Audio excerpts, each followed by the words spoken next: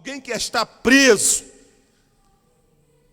né? Falar de alegria é uma alegria que vem de Deus. Não, e esse é um dos temas principais dessa carta. E Paulo escreve também encorajando os irmãos, encorajando, advertindo a respeito do dia do Senhor, a respeito da última hora. Essa carta é um alerta para todos nós. O tema principal, encorajamento. Fala de alegria, fala de gratidão, mas encorajamento.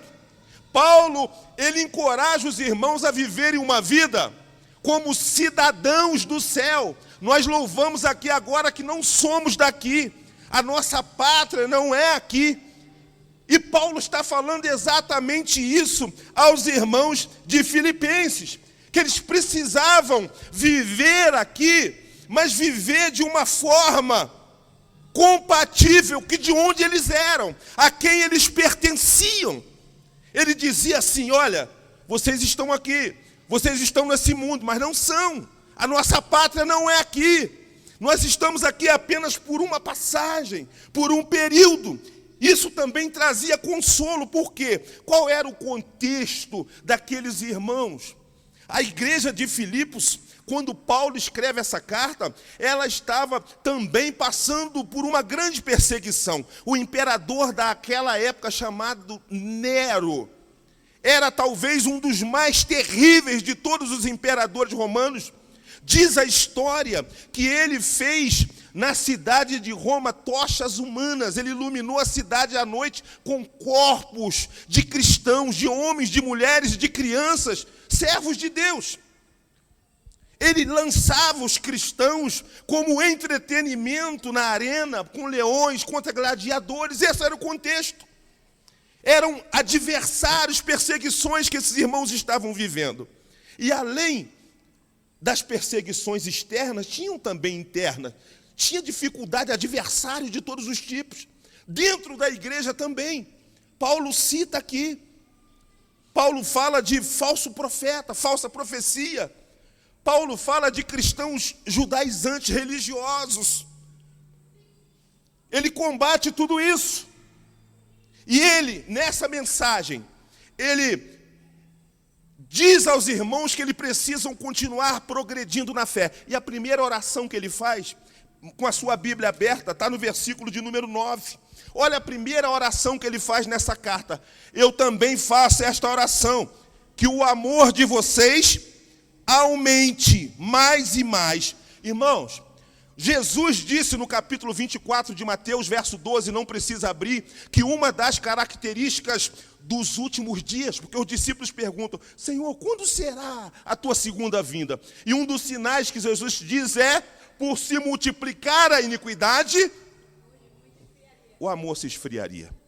E aqui a primeira oração de Paulo é para que o amor, no tempo em que o amor aí fora estivesse esfriando, que o amor de vocês aumente. A igreja vai na contramão disso tudo. Nós estamos aqui, mas não somos aqui. Onde estiver reinando o egoísmo, os interesses pessoais, ele fala: olha, o amor de vocês precisa aumentar. E ele fala, olha, ainda no versículo 9, e mais conhecimento e percepção. Que percepção é essa? Não só que o amor devia aumentar, mas a percepção do tempo que eles estavam vivendo. Ele conclui isso. E a percepção para que vocês aprovem as coisas excelentes e sejam sinceros, presta atenção nessa palavra, e inculpáveis para o dia de Cristo. Sinceridade, inculpáveis para o dia de Cristo. Ele faz esse alerta para nós. Olha, tenham essa percepção. A última hora está chegando.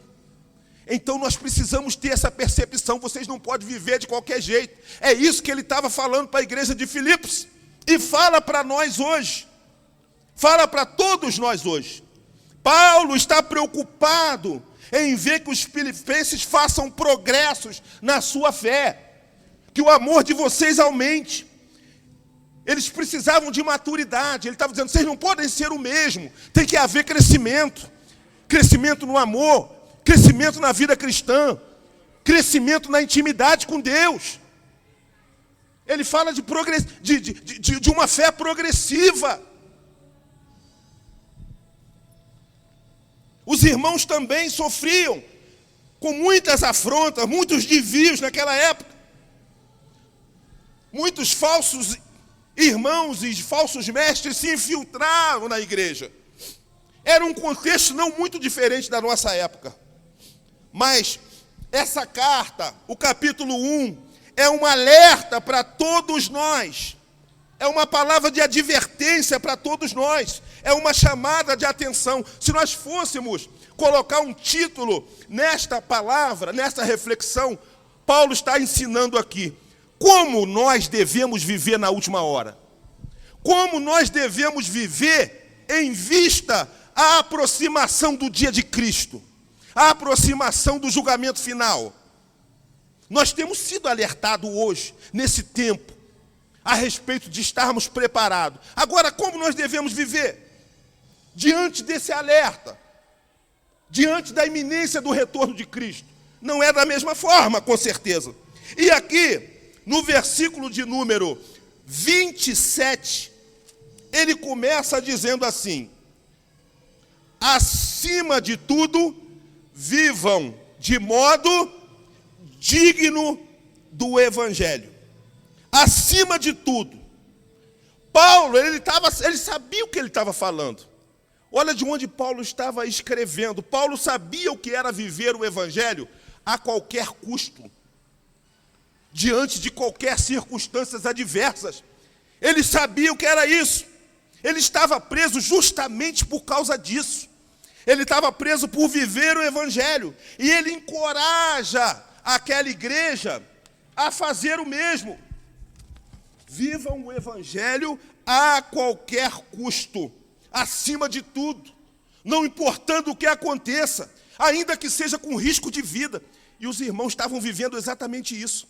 Graças a Deus, aqui no Brasil, nós não ainda estamos correndo o risco de morte, mas talvez seja uma questão de tempo. Deus já está nos advertindo. E agora? E é que eu vou fazer? Não, Paulo vai falar com a gente aqui. Não é para ter medo, mas ele vai nos ensinar através dessa palavra. Vivam as suas vidas de modo compatível, como cidadão dos céus. Então, o que ele quer dizer numa palavra mais prática? Vivam aquilo que vocês creem, que vocês acreditam. Vocês creem no Evangelho? Vocês creem que o Evangelho é verdade?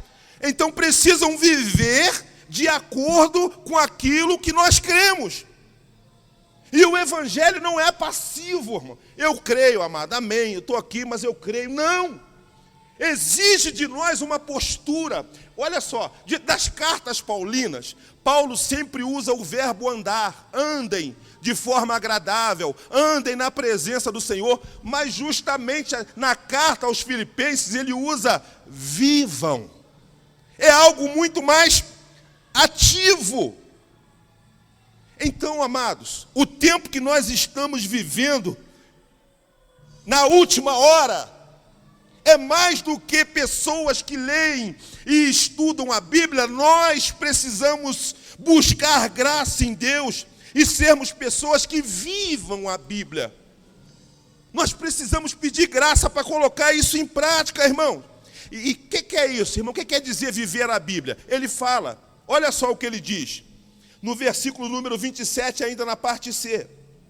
Ele diz assim, olha: vivam de modo digno do Evangelho, para que eu indo até aí, para vê-los ou estando ausente, eu ouça a respeito de vocês. Sabe o que ele está dizendo? Testemunho. Aquele que vive de acordo com crer, ele precisa produzir testemunho. Quem vive de acordo com aquilo que crê, de acordo com a palavra, não pode ser agente secreto do Senhor. Vai ser visto, vai ser evidente. Aquilo que nós cremos, ele é evidenciado na nossa conduta, no nosso comportamento, nas nossas palavras. É isso que ele está dizendo para nós. Isso implica testemunho. Paulo queria ouvir falar daquela igreja de forma positiva. Não precisa responder, mas o que será que ouvem falar ao nosso respeito? Será que, como cristãos, como servos de Deus, aquilo que ouvem falar a nosso respeito é de forma positiva? É isso que ele está falando para aquela igreja. E Paulo continua. Versículo de número 28, ainda no 27, que eu ouça falar a respeito de vocês, que estão firmes em um só espírito, como uma só alma, juntos pela fé do Evangelho. E foi falado aqui a respeito de comunhão. A igreja é um corpo, Cristo é o cabeça. As lutas, as dificuldades que a igreja dos filipenses estavam enfrentando, era impossível permanecer firmes sozinhos. A morte era iminente. E para permanecer na presença de Deus, um irmão precisava animar o outro, encorajar o outro. Era necessário a unidade.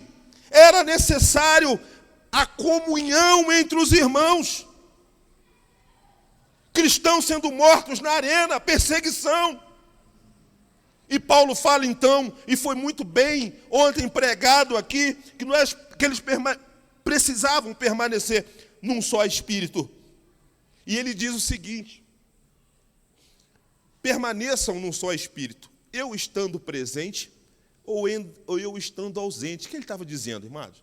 Às vezes é natural, o pastor Ronaldo está aqui, a gente parece que se sente mais motivado quando vê o pastor. E Deus, ele estabelece autoridades, lideranças, referências para nós. Mas ele está dizendo a respeito de uma conduta individual. Com todo o amor ao pastor Ronaldo, mas vai que um dia ele não pode estar. Isso não pode nos desmotivar a viver essa vida compatível com o Evangelho. Ele está falando a respeito de uma fé individual. Ele está falando a respeito disso. Nós não podemos ser cristãos dependentes. Está ali, se o pastor não puder colocar a mão na minha cabeça, misericórdia, o inimigo vai me pegar ali. Não, irmãos. Eu estando presente ou estando ausente, que eu ouça falar a respeito de vocês de forma positiva. Seja no trabalho, seja na repartição, seja na faculdade. Não tem ninguém da igreja por perto. Mas vou falar de nós de forma positiva, com a graça de Deus. Amém? Amém. É isso que ele está ensinando aqui. É isso que ele está falando. Um motivando ao outro. Nós não podemos ser dependentes. Nós precisamos ter a nossa história de fé. Precisamos ter a nossa conduta cristã, a nossa comunhão com o Senhor. E ele continua. Os irmãos deveriam estar firmes. E nós só teremos sucesso. E o sucesso, quando se fala em sucesso, nós precisamos desmistificar essa palavra à luz da Bíblia. O sucesso à luz da Bíblia não está relativo a esse mundo aqui não, irmãos. Uma igreja vitoriosa, um cristão vitorioso, é aquele que um dia vai ouvir: vinde benditos de meu Pai. Recebei por herança o que está preparado desde antes da fundação do mundo. Isso é uma vida cristã de sucesso. E é isso que todos nós ansiamos. Amém ou não amém? É isso que nós ansiamos. E a unidade e a comunhão da igreja é costurada pelo Espírito Santo. Irmãos, é só o Espírito Santo. Nós temos aqui em torno de 150 pessoas. Diferentes, pensamento diferente, mania diferente, esquisitices diferentes, cada um com as suas falhas. A comunhão é só pelo Espírito. Nós precisamos entender isso. Quando nós temos dificuldade de ter comunhão com um dos nossos irmãos, nós estamos precisando demais da presença do Espírito Santo na nossa vida. Nós estamos precisando buscar o Senhor. E não olha para o irmão que é ele que tem que buscar, não, sou eu. Deus dá graça. E isso não é apenas para o benefício do outro. Isso é uma questão de sobrevivência espiritual. Presta atenção, amados. A comunhão da igreja na última hora é uma questão de necessidade, de sobrevivência na fé. Deus está nos alertando, sozinhos nós não conseguiremos permanecer firme. Nós fazemos parte do corpo de Cristo. O avivamento que nós tanto ansiamos, que nós tanto aguardamos, ele só será derramado se houver unidade, se houver comunhão. A igreja avança na sua batalha, em toda a sua história, quando há unidade. E o apóstolo Paulo continua, no versículo de número 28, ele fala assim: em que em nada se sentem intimidados pelo adversário.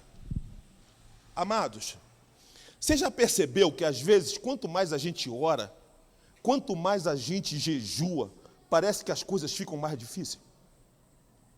Isso não é novo, isso é do passado, desde aquela época. Há um espírito de intimidação que quer parar a igreja. E Paulo está falando aqui, trazendo um alerta em nome de Jesus. Não se sintam intimidados. Ele está dizendo que é maior é quem está conosco. Se você que está aqui está passando por isso, parece que quanto mais você jejua, mais o inimigo se levanta.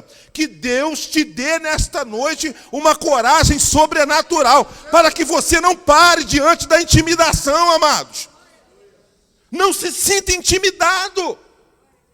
Isso não é só com você. Nos irmãos do passado também já passaram por isso. E ele está alertando aqui, não se sinta intimidado, não. Permaneça firme. Receba coragem. Deus está conosco. E às vezes são pressões, são medos que nós passamos, amados. Nós somos seres humanos. Nós somos falhos. E também às vezes nos sentimos intimidados. Isso não é, isso não faz de cada um de nós as piores das criaturas. Talvez você veio aqui nesse retiro e está vivendo algum momento da sua vida que você está intimidado. Parece que, humanamente falando, você não vai suportar. Mas receba uma graça da parte de Deus nesta noite, receba uma coragem sobrenatural. As pessoas vão se assustar com a sua postura, uma coragem vindo da parte de Deus. Independente do que você esteja vivendo, você não vai parar, em nome de Jesus. Em nome de Jesus. Em nome de Jesus. E ele fala, Jesus, ele falou sobre isso. Não precisa abrir em João 15, verso 18, Jesus fala sobre a intimidação. Se o mundo odeia vocês, sabe que antes de odiar vocês, odiou a mim. Interessante que Paulo, falando aqui, ele usa a expressão assim, olha, no versículo de número 28, que em nada se sentem intimidados. Ele está dizendo o seguinte: independente do que você está passando, independente da perseguição e da ordem, não se intimidem. Amados, interessante, olha só, o contexto é de luta, é de guerra, é de batalha. E a vida cristã é assim. A vida cristã não é uma colônia de férias, irmão. O pastor Ronaldo sempre prega que o conforto não faz parte da vida cristã de fato. A vida cristã não é uma vida cristã, não é uma vida confortável. Por quê? Porque vai contra a nossa natureza, os nossos desejos. Nós temos que abrir mão, nós temos que renunciar àquilo que gostamos, renunciar àquilo que às vezes temos prazer. Então a vida cristã não é confortável, é de luta, é de dificuldade, porém, amados, até diante de batalhas exteriores, inimigos que se levantam, na família, no trabalho, perseguição que se levanta. Você sabia que é no momento dessa batalha que há uma separação? Olha com o texto, presta atenção nisso. Por que ele está incentivando e encorajando a nós termos permanecer firme e não nos intimidarmos. É no momento da batalha que há uma separação. Olha o texto, ainda no verso 28, diz assim, que em nada se sentem intimidados pelos adversários, pois o que para eles é prova evidente de perdição, para vocês é sinal de... Está falando o seguinte, e olha, presta atenção, os adversários que ele estava falando aqui, não é só os adversários de fora, não era só o Império Romano que matava e perseguia, os adversários que ele estava falando aqui não era só os judeus religiosos que perseguiam os cristãos, tinha adversários dentro também, e às vezes nós enfrentamos adversários dentro da igreja, não se assuste, adversários que lutam contra a unidade, adversários que lutam contra a vida cristã, que Paulo está ensinando aqui, digna do Evangelho. E no momento da luta e da perseverança, Deus faz essa definição. E ele fala aqui, uns para a salvação e outros para a perdição. Ele diz aqui, nesse contexto de batalha, diferencia os que vivem por Cristo e aqueles que rejeitam a Cristo. Você está vendo por que a gente tem que permanecer firme? Nós estamos perto do momento de definição. É um momento de nós nos posicionarmos, é um momento de posicionamento, querido. Essa luta revela onde nós viveremos na eternidade. Mas, irmãos, uma vez salvo, salvo para sempre. Amém. Isto está nos domínios de Deus. Nós estamos daquela palavra lutando, a linha de chegada está ali, mas nós estamos nessa maratona. E graças a Deus, que Deus está sendo misericordioso. Hoje, o Jesus que está aqui conosco com misericórdia, naquele grande dia ele vai estar como juiz. E olha, presta atenção aqui, ainda nesse texto. Perdição para os que rejeitam Jesus e se opõem ao Evangelho. Interessante que cai outro tabu aqui. Deus não é só amor. Deus também é justiça. Tu quer ver uma coisa?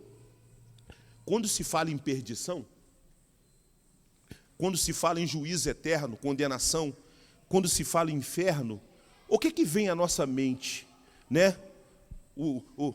Até isso aí é fruto de fantasias de desenho. O diabo com tridente espetando, não é isso que vem? Quando se fala de inferno, quando se fala de perdição. Mas isso não é verdade, amados. A Bíblia diz que o próprio Deus é quem vai atormentar as pessoas no inferno, exercendo a sua justiça. Isso está escrito em Apocalipse, capítulo 20, verso 10 e verso 15. Você não precisa abrir, depois você vê. Está dizendo que até o diabo, até o inferno, serão lançados no lago de fogo e serão atormentados. O mesmo Deus que hoje está aqui, nos dando essa misericórdia, com a porta da salvação diante de nós aberta, naquele grande dia ele vai estar usando juízo, amados. Então nós precisamos atentar para isso. Perdição e também salvação. Existe salvação eterna para aqueles que vivem uma vida digna do Evangelho. Uma vida digna do Evangelho não é utopia, é possível, amado. Não é algo que não é um sonho, mas é possível como, irmão Chicão? Pela graça de Deus, presta atenção, Ele é tão misericordioso, que se eu e você estamos de pé aqui até hoje, nós não podemos nos orgulhar de nada. Até a graça, até a força para nós perseverarmos vem dele, amados. Vem dele. Se fosse por nós, nós não estaríamos aqui. Nós somos fracos, somos pecadores. Não há mérito nenhum em nós para permanecer firme. Mas ele nos reuniu aqui porque ele quer derramar graça sobre mim, sobre você, para nós vivermos de modo digno do Evangelho. Vem dele. Está no texto. Olha só o que diz. O verso de número 29. Porque vocês receberam... Repita comigo. Porque vocês... 29, Gustavo, me ajuda. Verso 29, para que os irmãos possam ler. Porque vocês receberam a graça de sofrer. Ah, amados, cai por terra aqui outro também. Olha só, aqueles pregadores daquelas igrejas que não gostam de ouvir isso, né? Tem lugares aí que muitas igrejas não gostam de pregar isso. Mas se você é servo de Deus, presta atenção. Se eu e você somos servos de Deus, se estamos recebendo graça para lutar contra o pecado, o sofrimento que você está passando não vem do diabo. É Deus o tempo todo. Por quê, irmão Chicão? Porque ele tem prazer de nos ver sofrer? Não, amados. Deus quer nos fortalecer, Deus quer nos purificar, Deus quer nos preparar, irmãos. Deus quer nos tornar mais forte, porque se você está passando por sofrimento, Ele já te deu a graça. Você não vai sucumbir, você vai resistir, você vai ficar firme. Ele dá graça para nós sofrermos por Ele. Aleluia! Ele dá graça, irmãos. É dado por Deus, é Deus que está no controle. É Deus que está no controle. Se a nossa vida está na presença de Deus, o inimigo não tem permissão para nos tocar. Se a nossa vida está na presença de Deus, é Deus que está no controle. Seja consolado com essa palavra. Tem graça de Deus nesse sofrimento. Tem graça. Deus está querendo fortalecer você para que você possa fortalecer a outros. Para que você possa fortalecer a outros. Então, cristão sofre. Olha a história da igreja, olha onde Paulo está escrevendo isso. Mas tinha graça. Essa graça, ela não vem só, ela vem com uma alegria sobrenatural, amados. É até difícil do homem natural compreender esta alegria, porque vem de Deus. Jesus já disse isso lá no Evangelho de João, nas suas últimas palavras aos discípulos, no capítulo de número 10, capítulo número 15, ele fala assim, olha, eu lhes dou a minha alegria, para que a alegria de vocês seja completa. Sabe o que ele está dizendo? Vocês podem ter até uma certa alegria, mas não será completa. Mas eu vou dar a minha para vocês. E a alegria de vocês vai ser completa em Cristo Jesus. Então a última hora também não é uma hora de tristeza e só de lágrimas. Deus, Ele está renovando a alegria na nossa vida nesta noite. Aleluia! Aleluia! E Paulo, ele fala, amados, já encerrando, que o meu horário já foi, mas ele fala o seguinte, deixa de lado os seus interesses. Deus sabe o que você precisa. Deus sabia o que Paulo precisava também. Mas desde lá, ainda no capítulo 20 de Atos dos Apóstolos, Paulo ele fala o seguinte, olha, eu não tenho a minha vida, capítulo 20, verso 24, se eu não me engano, ele diz assim, eu não tenho a minha vida como preciosa, contando que eu possa cumprir a carreira que Deus colocou diante de mim. Nós estamos vivendo um tempo, isso é um laço, é um perigo, que nós estamos colocando os nossos interesses em primeiro lugar. Eu não estou dizendo aqui que você não tem que ter planos, não tem que ter projetos, temos, é natural. Mas uma vida digna do Evangelho é prioridade, amados. Uma vida na presença de Deus é prioridade. Ele sabe aquilo que nós precisamos e Ele vai suprir as nossas necessidades. Mas nós precisamos colocar as coisas nos seus devidos lugares. E Paulo completa, olha só como é que ele chama a vida cristã de uma guerra, de um combate. Ele completa, ele fala assim, lá em 2 Timóteo, capítulo 4, verso 17, verso 7, eu combati o bom combate, completei a carreira e guardei a fé. Aí no 8, olha o que ele diz. Desde agora, me está guardada a coroa de justiça que o Senhor, o reto juiz, me dará naquele dia. Que dia é esse? É o dia de Cristo.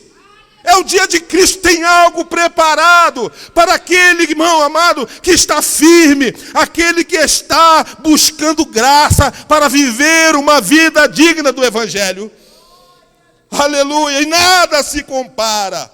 Aleluia, o dia de Cristo está se aproximando. Eu peço a ajuda dos músicos aqui. O dia de Cristo está se aproximando. O julgamento também está se aproximando. Todos nós estaremos diante dele muito em breve. E Deus está falando comigo e com você aqui. Deus nos trouxe para cá para ouvir essa palavra. Preste atenção, amados. Todos nós, começando primeiro por mim, que eu recebi de Deus aqui primeiro essa palavra, nós não somos mais inocentes. Deus está nos advertindo. É a última hora. O dia do Senhor se aproxima. Então nós precisamos viver de modo digno do Evangelho. Então, queridos, fique de pé. Acima de tudo, independente das lutas, viva aquilo que você crê. A palavra não é só para ser lida, estudada, mas peça a Deus graça para colocar em prática, principalmente dentro de casa, amados.